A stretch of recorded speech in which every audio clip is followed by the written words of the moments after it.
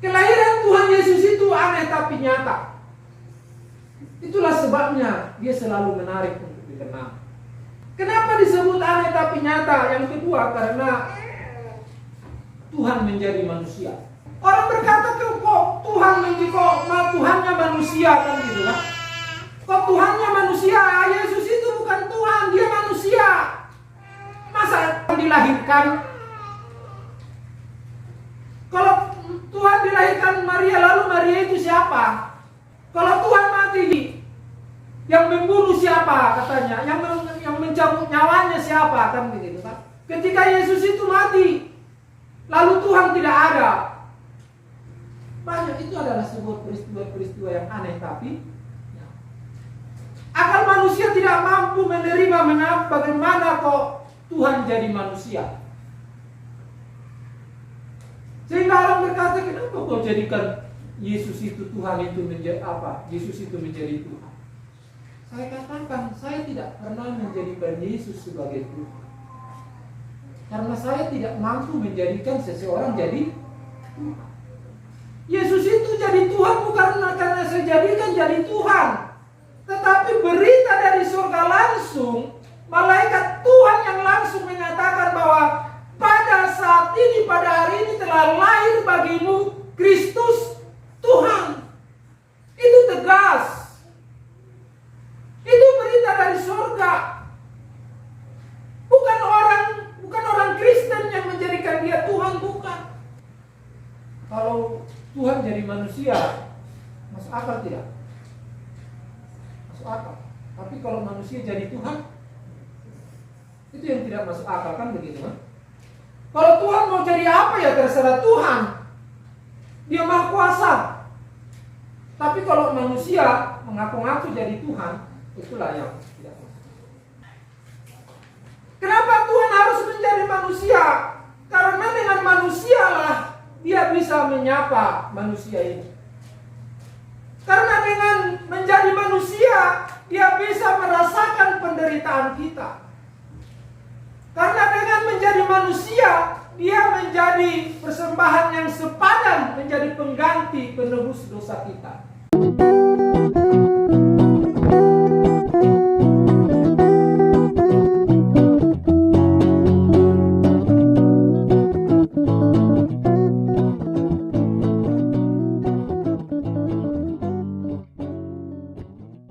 Natal tahun ini juga dengan tema Cinta kasih Kristus yang menggerakkan persaudaraan. Nah, ini juga sangat berhubungan dengan sedang digalakkannya tentang toleransi beragama. Kita tahu Menteri Agama kita sekarang itu sangat konsen dengan toleransi. Puji Tuhan karena di berbagai daerah sudah mulai kelihatan toleransi itu. Dan gerakan-gerakan yang selama ini berusaha menghambat perkembangan gereja dan juga menghambat ibadah-ibadah, kita melihat sudah mulai turun ya. Nah, bukan hanya di Indonesia, di seluruh dunia juga kita bisa melihat toleransi sudah semakin nyata. Buktinya kabar terbaru kemarin bahwa di Mesir yang dulunya gereja tidak bebas, ada kemarin saya baca di beberapa situs bahwa ada 45 gedung gereja yang sudah disahkan di Mesir dan ibadah-ibadah kekristenan sudah berjalan dengan terbuka dan bebas. Di negara-negara Arab juga kekristenan sudah mulai diterima, bahkan perayaan Natal sudah mulai semarak. Kalau kita lihat di beberapa blog atau di Google itu, di beberapa mall di Arab itu sudah dihiasi dengan pohon-pohon Natal. Ini suatu hal yang sangat menggembirakan tentunya. Dan setiap tahun perayaan Natal itu selalu dirayakan dan selalu diusahakan merayakan dengan berbagai cara, entah yang kaya dan yang yang miskin selalu berusaha untuk merayakan Natal itu. Dan kita selalu menantikan tentang perayaan Natal itu. Natal itu selalu di hati. Natal itu tidak bisa terlupakan.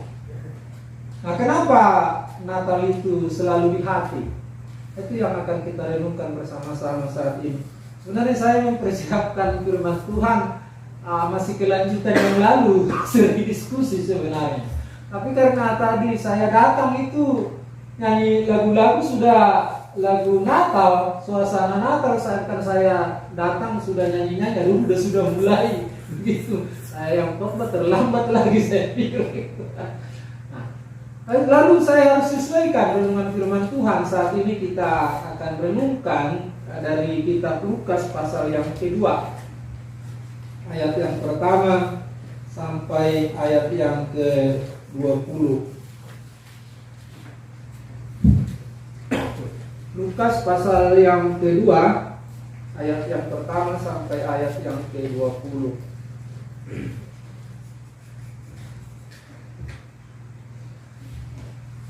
Kalau sudah, saya akan bacakan untuk kita semua. Kita ikuti dengan seksama supaya kita juga bisa memahaminya dengan baik. Kelahiran Yesus. Pada waktu itu Kaisar Agustus mengeluarkan suatu perintah menyuruh mendaftarkan semua orang di seluruh dunia. Inilah pendaftaran yang pertama kali diadakan sewaktu Quirinius menjadi wali negeri di Syria. Maka pergilah semua orang mendaftarkan diri masing-masing di kotanya sendiri.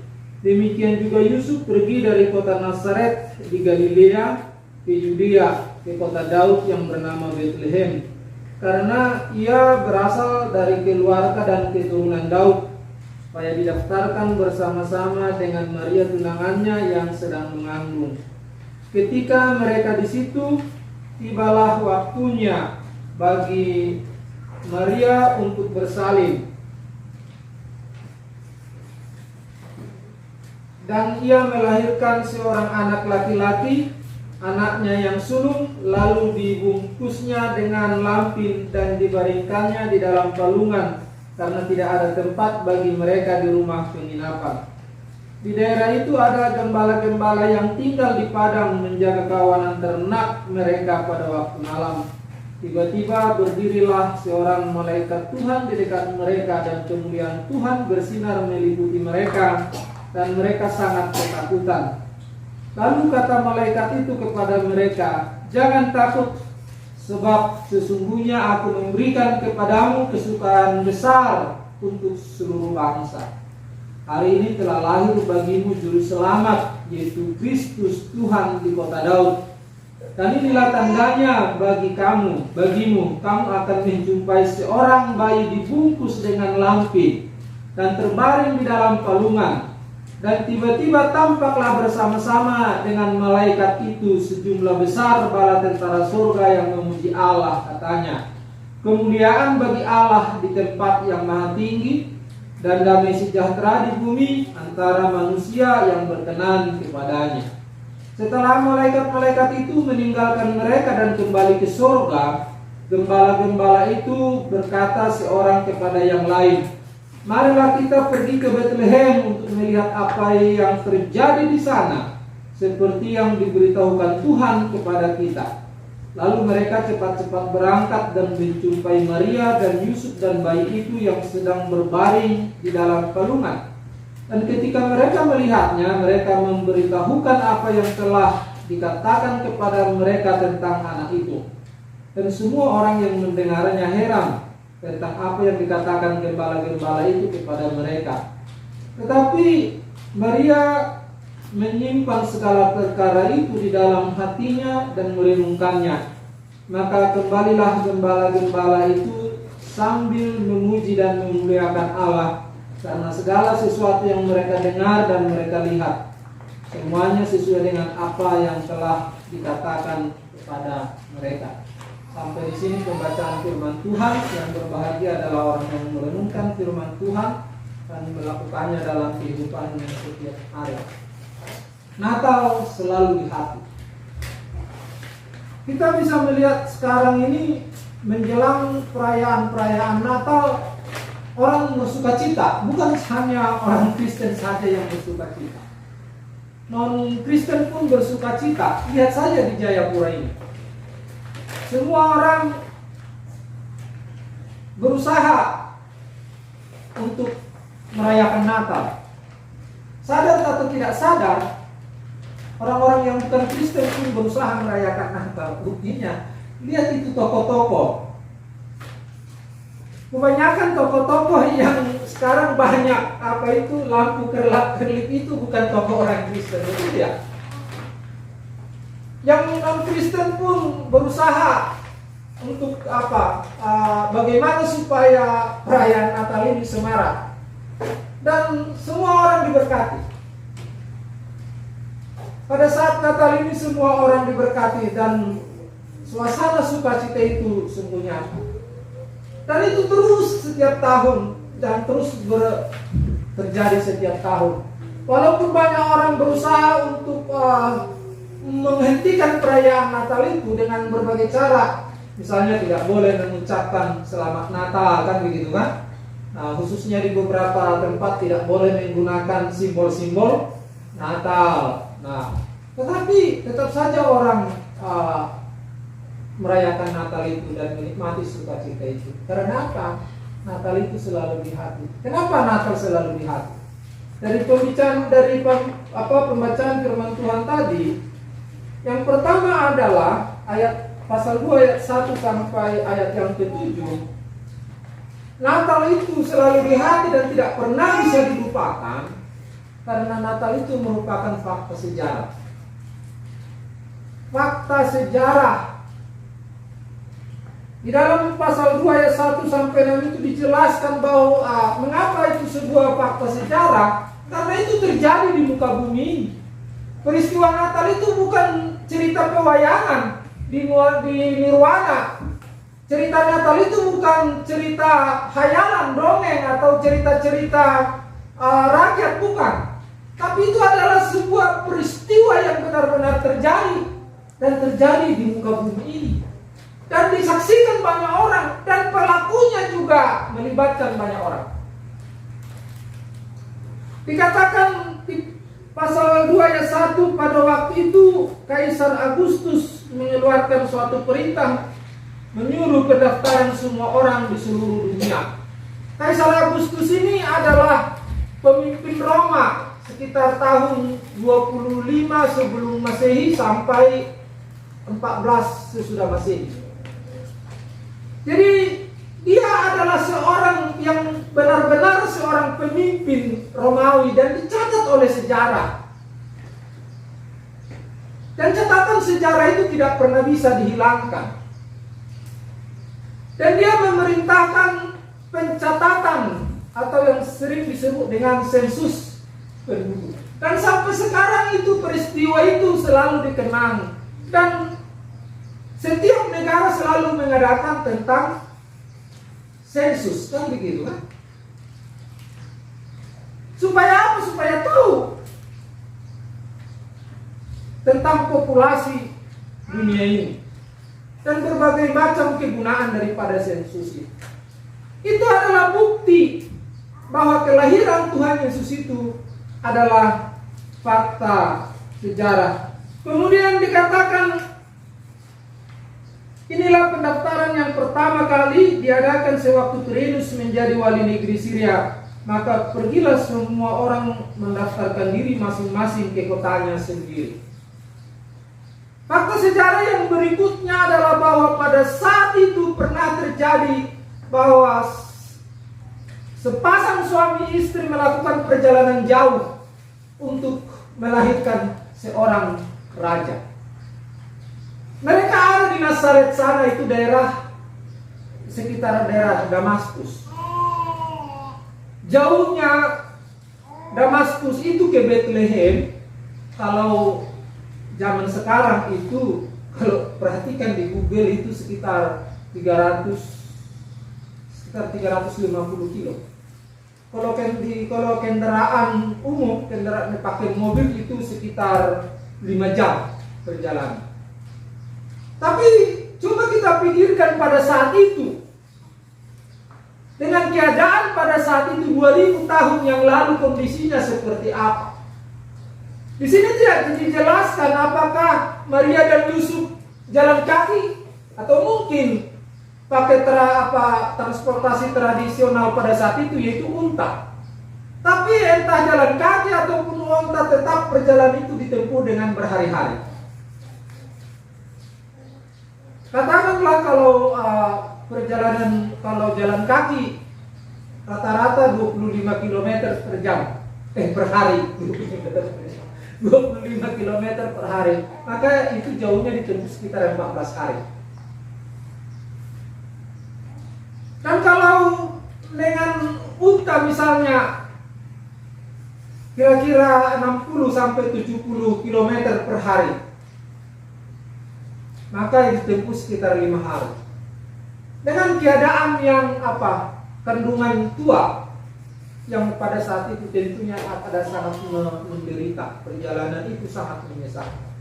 Tapi itu benar-benar terjadi.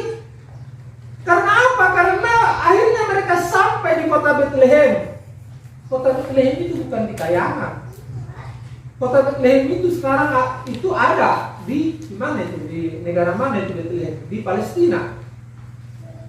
Dan sampai sekarang itu ada dan selalu menjadi tempat peziarah orang-orang Kristen. Itu adalah sebuah fakta yang tidak pernah bisa diingkari. Perayaan Natal selalu dikenang karena dia adalah fakta sejarah yang tidak pernah bisa dihilangkan. Kemudian dikatakan ketika mereka tiba di situ, tibalah waktunya bagi Maria dan untuk bersalin, dan ia melahirkan seorang anak laki-laki. Anaknya yang sulung lalu dibungkusnya dengan lampin dan dibaringkannya di dalam balungan, karena tidak ada tempat bagi mereka di rumah itu. Maria benar-benar melahirkan seorang laki-laki dan disaksikan banyak orang. Karena pada saat itu bukan hanya mereka yang melakukan perjalanan itu, banyak orang yang melakukan perjalanan untuk kembali ke kota mereka masing-masing. Cuman pada saat itu ada yang menginap di tempat penginapan kan gitu kan. Sedangkan Maria dapat tempat yang terbaik di kandang domba. Ya terbaik lah bagaimana gitu kan. Dan ada banyak orang pada saat itu tentu ketika Maria melahirkan menggemparkan juga. Mereka bilang ada orang melahirkan di kandang domba. Lihat itu anaknya ditaruh di tempat di balungan, kasihan loh ya katanya. Banyak, dan itu rame. Dan mungkin banyak orang yang datang pada saat itu. Buktinya ketika gembala-gembala sampai di sana, mereka juga berbicara kepada orang-orang itu kan gitu kan, tentang apa yang dikatakan oleh malaikat kepada mereka. Banyak orang yang ada pada saat itu, dan itu mereka saksikan. Dan gembala-gembala itu juga sebagai saksi bahwa peristiwa kelahiran Tuhan Yesus itu benar-benar terjadi. Dan mereka berkata, mari kita lihat apa yang telah kita dengar tadi. Dan benar-benar itu mereka temukan bahwa ada bayi yang lahir di kandang domba yang ditaruh di dalam balung. Dan itu adalah sebagai bukti bahwa kelahiran Tuhan Yesus itu adalah fakta sejarah. Tidak mungkin bisa dihapuskan dan tidak mungkin bisa dilupakan. Kalau peristiwa tentang kelahiran Tuhan Yesus itu adalah sejarah, apakah kita masih meragukannya? Karena gembala sudah menyaksikan bahwa apa yang mereka dengarkan dari malaikat itu sungguh-sungguh terjadi, maka mereka pun memberitakannya kepada banyak orang.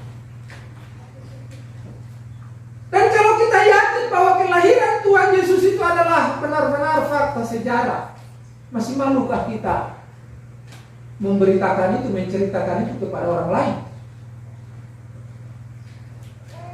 Apakah kita masih ada keraguan tentang Yesus Sang Juru Selamat itu? Kita sedang merayakan Natal. Banyak orang berusaha merayakan Natal itu dengan meriah. Cuman kadang-kadang ada yang kebablasan kan begitu kan. Kalau tidak wah begini, kadang-kadang ada yang sampai ngutang. Bagaimana saya ada di beberapa daerah yang saya kunjungi dalam perayaan Natal itu, kadang saya berpikir apakah memang harus begini ya kan begitu. Hanya di perayaan pada saat Natal banyak orang yang pindah tempat tidur, dari tempat tidur akhirnya di got kan gitu kan, tidur di tempat got. Karena apa? Karena kebanyakan minum. Kalau kita tanya, siapa ngana tidur di situ? Ngana pogot sok katanya. Ngana pikos tau katanya. Karena apa? Karena pengaruh-pengaruh yang tidak benar terhadap perayaan Natal itu. Banyak anak-anak sedih karena tidak dapat baju baru.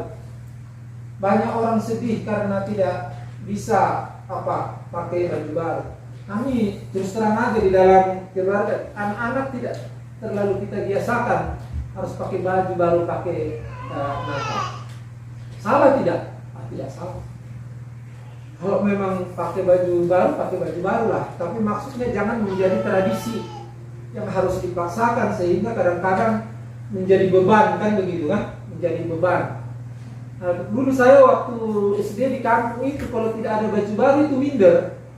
Karena kan ada acara liturgi di gereja tuh, baca ayat-ayat. Itu kalau nggak pakai baju baru itu malu, minder. Dan itu juga menjadi sebuah tradisi yang saya pikir menjadi beban.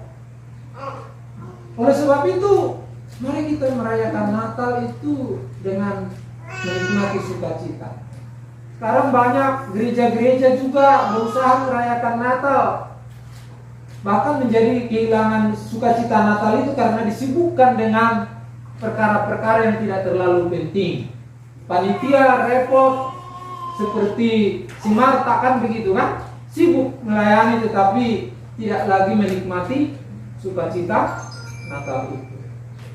Natal itu selalu di hati, maaf ini saya tadi nggak tahu lah saya berusaha silent tapi nggak bisa. Natal selalu di hati karena Natal itu adalah fakta sejarah. Yang kedua, di dalam ayat yang ke-8 sampai ayat yang ke-20, kenapa Natal itu selalu dikenal? Karena peristiwa Natal itu adalah peristiwa yang aneh tapi nyata. Peristiwa Natal itu aneh tapi nyata. Karena peristiwa Natal itu aneh, banyak orang tidak percaya. Karena peristiwa Natal itu sebuah peristiwa yang aneh, banyak orang meremehkannya. Kenapa peristiwa Natal itu adalah sebuah peristiwa yang aneh tapi nyata? Aneh karena seorang raja lahir di kandang domba. Aneh tidak? Raja lahir di kandang domba.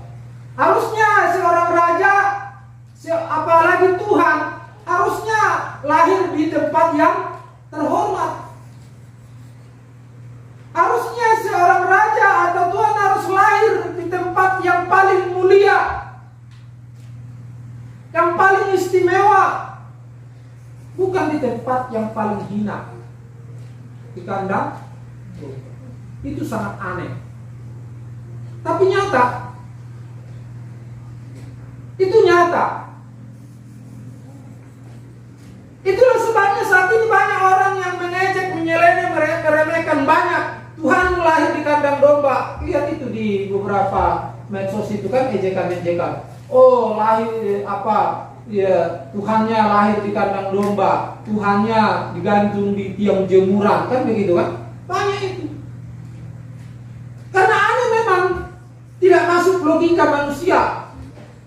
Masa Tuhan harus lahir di kandang domba? Tidak punya kuasa kan dia pada saat itu menyediakan tempat yang terbaik? Taruhlah tidak ada lagi penginapan. Apakah dia tidak punya kuasa untuk menjadikan sesuatu tempat bahkan kandang domba itu disulap dengan kuasanya menjadi tempat yang terbaik supaya orang tahu bahwa dia adalah Tuhan, kan kira-kira begitu kan? Kenapa harus di kandang domba yang paling hina begitu?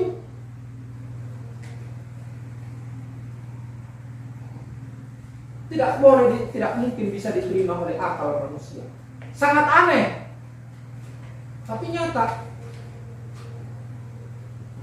Kelahiran Tuhan Yesus itu aneh tapi nyata. Itulah sebabnya dia selalu menarik untuk dikenal.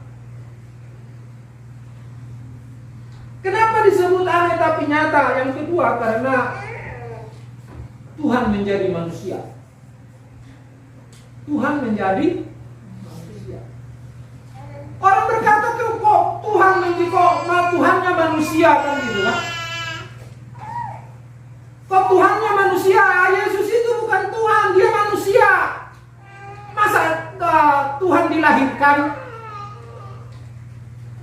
Kalau Tuhan dilahirkan Maria, lalu Maria itu siapa? Kan begitu kan? Kalau Tuhan mati, Yesus itu Tuhan ketika dia mati. Yang membunuh siapa katanya? Yang mencabut nyawanya siapa? Kan begitu kan? Ketika Yesus itu mati, lalu Tuhan tidak ada.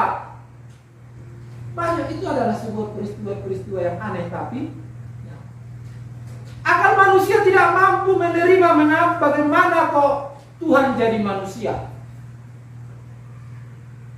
Sehingga orang berkata, kenapa kau jadikan Yesus itu Tuhan itu menjadi apa? Yesus itu menjadi Tuhan. Saya katakan, saya tidak pernah menjadikan Yesus sebagai Tuhan. Karena saya tidak mampu menjadikan seseorang jadi Tuhan. Yesus itu jadi Tuhan bukan karena saya jadikan jadi Tuhan, tetapi berita dari surga langsung, malaikat Tuhan yang langsung menyatakan bahwa pada saat ini, pada hari ini telah lahir bagimu Kristus Tuhan. Itu tegas. Itu berita dari surga. Bukan orang Kristen yang menjadikan dia Tuhan, bukan. Tapi memang berita dari surga begitu bahwa hari ini telah lahir bagimu Kristus Tuhan. Dia Tuhan karena memang dialah yang menciptakan alam semesta ini, kan begitu. Yesus Tuhan karena dia adalah Alfa dan Omega. Jadi bukan karena dijadikan manusia. Kalau Tuhan jadi manusia, masuk akal tidak? Masuk akal. Tapi kalau manusia jadi Tuhan, itu yang tidak masuk akal, kan begitu kan? Kalau Tuhan mau jadi apa ya terserah Tuhan. Dia Maha Kuasa. Tapi kalau manusia mengaku-ngaku jadi Tuhan, itulah yang tidak masuk. Peristiwa Natal itu adalah peristiwa yang aneh tapi nyata. Karena apa? Karena Tuhan menjadi manusia. Kenapa Tuhan harus menjadi manusia? Karena dengan manusialah dia bisa menyapa manusia ini. Karena dengan menjadi manusia, dia bisa merasakan penderitaan kita. Karena dengan menjadi manusia, dia menjadi persembahan yang sepadan, menjadi pengganti penebus dosa kita. Kalau di dalam perjanjian lama, untuk apa? Untuk penebus dosa manusia itu adalah seekor domba. Jadi setiap orang melakukan dosa, dia akan membawa seekor domba kepada imam di bait Allah. Lalu imam ini akan memimpin dia dalam prosesi pengampunan dosa itu. Ini orang yang berdosa ini akan menumpangkan tangan di atas kepala hewan yang akan disembelih ini. Lalu imam menyembelih hewan ini. Dengan apa? Dengan ketika hewan ini disembelih, maka dosanya pindah ke hewan itu. Maka hewan itulah sebagai korban tebusan. Dan setiap orang melakukan dosa harus melakukan itu. Dengan demikian korban persembahan itu belum sempurna. Itulah yang disempurnakan oleh korban anak domba Allah itu. Tidak lagi binatang, tidak lagi hewan, tidak lagi setiap orang melakukan dosa harus mempersembahkan korban. Tetapi Yesus sendiri yang menjadi pengganti. Kalau dulu hewan yang menjadi pengganti, tetapi dengan korban Kristus, dialah yang menjadi pengganti kita sepadan. manusia harus penggantinya harus manusia, pengganti yang setara. Itulah sebabnya mengapa Allah harus menjadi manusia. Walaupun aneh, tapi itu nyata. Lalu yang berikutnya, mengapa disebut peristiwa Natal itu aneh tapi nyata? Karena yang menyambut kelahiran sang raja itu adalah orang-orang yang hina. Adalah orang-orang yang paling hina, yang dianggap paling selayaknya lah kelahiran seorang raja disambut oleh orang-orang besar, kan gitu kan? Disambut dengan meriah, disambut dengan kemewahan. Harusnya berita tentang kelahiran seorang raja harus disampaikan kepada pembesar-pembesar, pejabat-pejabat negara. Tapi ini aneh, tapi nyata. Sangat aneh, karena kelahiran sang raja itu justru diberitakan kepada orang-orang yang paling hina, yaitu gembala-gembala yang sedang menjaga kawanan domba mereka. Hal yang sangat aneh tentunya. Tetapi itulah yang terjadi.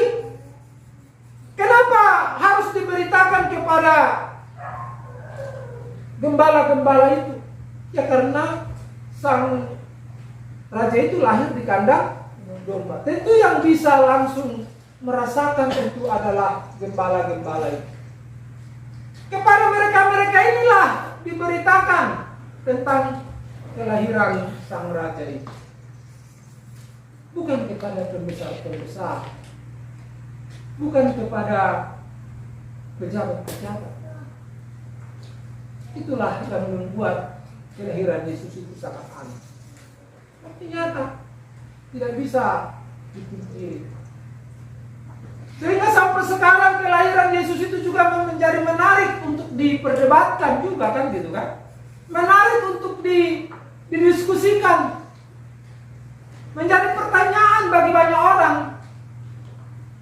Tetapi menjadi berkat bagi orang yang kelahiran Tuhan Yesus itu selalu di hati. Karena ini adalah fakta sejarah. Tidak bisa dipungkiri dan tidak bisa dihapuskan dari catatan sejarah dunia. Kelahiran Kristus itu adalah peristiwa yang aneh tapi nyata. Karena apa? Karena Tuhan lahir di kandang. Aneh tapi nyata karena apa? Tuhan menjadi manusia. Aneh tapi nyata karena apa? Karena kelahiran Tuhan itu disambut oleh orang-orang yang paling hina. Saudara, kalau kelahiran Yesus disambut oleh orang-orang yang paling hina, itu berarti Yesus berkenan kepada orang-orang yang paling hina dan kepada kita semua.